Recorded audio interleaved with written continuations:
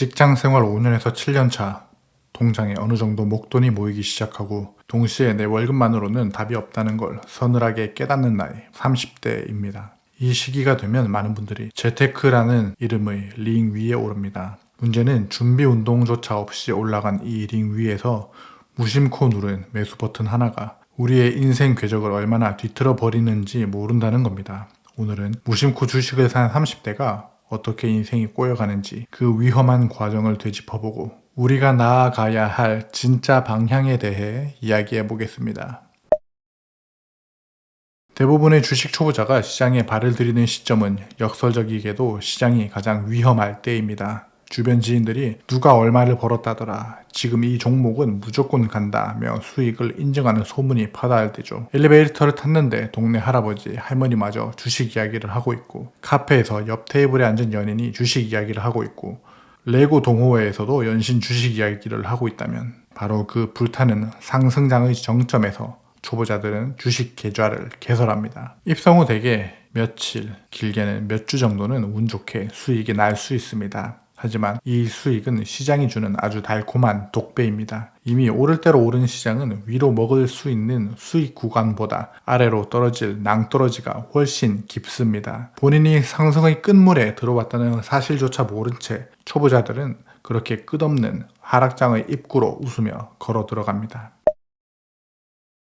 주식은 예금과 다릅니다. 주식은 변동성이 큰 곳입니다. 큰 파도가 자주 치는 해변가에 가만히 서 있기만 해도 온몸에 엄청난 에너지가 들어갑니다. 그런 것처럼 변동성 장세를 견디는 건 엄청난 멘탈 소모를 요구합니다. 게다가 주식시장이 우상향하는 게 아니라 크게 위아래로 흔들리기 시작하면 그때부터는 괴로운 비교 레이스가 시작됩니다. 내가 잘 나갈 때는 세상 부러울 곳 없고 금방 부자가 될 것 같습니다. 그러나 내 주식이 지체되거나 하락할 때, 혹은 내가 상승하지만 옆에서는 로켓처럼 날아갈 때 끊임없이 타인의 수익률과 내 수익률을 비교합니다. 비교할 때마다 내 멘탈이 흔들리고 내 에너지를 써버립니다. 내 보유 주식이 평온해도 내 옆 동네 주식이 변동성이 크면 거기에 영향을 받는 게 주식입니다. 끝없는 비교의 레이스입니다. 많은 분들이 비쌀 때 사고 하락하거나 횡보하면 참지 못하고 팔아버립니다. 시장에서 인기 많은 주식으로 갈아타기를 반복합니다. 기존 걸 팔고 새로운 주식에 들어간다는 건 두 가지를 완벽히 안다는 오만입니다. 첫 번째, 내가 가진 주식이 지금 고점이라는 것. 두 번째, 내가 사려는 주식이 더 오를 것이라는 것을 믿는 겁니다. 워렌 버핏도 모르는 타이밍을 어떻게 알 수 있을까요? 포모에 휩쓸리지 마세요. 내가 산 주식이 2년간, 3년간 안 오를 수도 있고 시장 주도주에서 소외될 수도 있습니다. 하지만 정말 좋은 주식, 좋은 ETF를 샀다면 그냥 내버려 두십시오. 방치해 두세요. 주식은 보유 기간이 길수록 주가가 기업 가치의 성장을 따라가고 단기적인 등락 요소들은 서로 상쇄되어 사라집니다. 당장의 수익률이 낮다고 해서 그 주식이 나쁜 게 아닙니다. 많은 분들이 착각합니다. 주식은 매수가 중요한 게 아닙니다. 주식은 매수보다 중요한 게 보유입니다. 인생이 꼬이는 가장 결정적인 이유는 바로 투자금의 성격입니다. 30대의 목돈은 대개 3개월 뒤에 치러야 할 전세금, 집 계약금 혹은 결혼 자금, 이렇게 특정 목적일 경우가 많습니다. 잠깐만 굴려서 이자라도 혹은 부동산 중개 수수료라도 벌어보자라는 가벼운 마음으로 시작합니다. 하지만 시장은 우리의 사정을 봐주지 않습니다. 기한이 정해진 자금을 주식에 넣는 순간 이 투자는 심리전에서 지고 들어갑니다. 주가가 1%만 흔들려도 일상생활이 타격받습니다. 더 큰 비극은 이 투자가 본업 자체를 갉아먹는다는 겁니다. 주식은 본업과 함께 성장하며 든든한 조력자 역할을 해야 합니다. 그런데 업무 시간에 몰래 화장실에서 주식 앱을 보느라 업무 효율은 바닥을 치고 퇴근 후에는 하락한 종목의 커뮤니티를 뒤지느라 아까운 시간과 에너지를 소비합니다. 커리어 하이를 찍어야 할 30대에 직장에서의 신뢰를 잃고 성장이 멈추는 것, 이것이야말로 계좌의 손실보다 수십 배는 더 뼈아픈 인생의 기회의 비용입니다.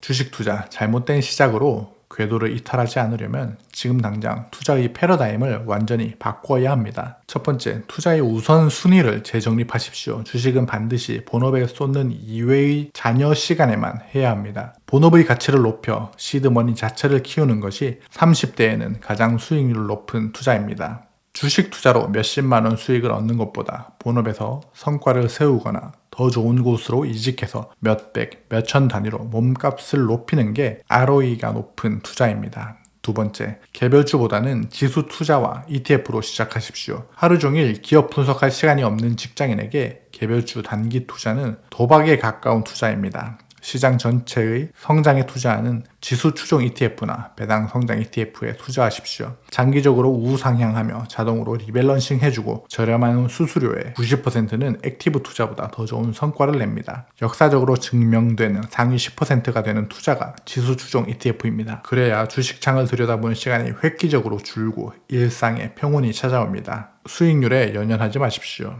수익률에 연연하기보다 좋은 주식을 싸게 모으는 게 현명한 투자자입니다. 세 번째, 돈에 명확한 이름표를 붙이십시오. 전세금, 결혼자금, 기한이 정해진 돈은 절대 주식시장에 넣지 마십시오. 최소 3년 동안 쓸 곳이 없는 돈을 주식시장에 넣어야 합니다. 투자는 당장 없어도 생활에 지장이 없는 여유 자금으로 하셔야 합니다. 느긋하게 접근해야 하락장에서도 흔들리지 않습니다. 인생을 바꾸기 위해 시작한 주식이 인생을 망치게 두지 마세요. 냉정하게 한번 내 투자를 점검해 보시기 바랍니다. 지금 내 투자가 본업을 방해하고 있지는 않은지, 곧 써야 할 돈을 무리하게 굴리고 있지는 않는지 냉정하게 점검해 보십시오. 여러분이 주식 투자를 시작하고 일상생활에서 크게 달라진 점이 무엇인가요? 주식 앱을 보느라 업무에 집중하지 못했던 경험이나 반대로 멘탈 관리에 성공했던 나만의 노하우가 있다면 댓글로 공유해 주십시오. 여러분의 경험이 이제 막 투자를 시작한 다른 30대 분들에게 큰 힘이 됩니다. 언제나 그랬듯 여러분의 인생 우상향을 진심으로 응원합니다. 환상감자였습니다. 감사합니다.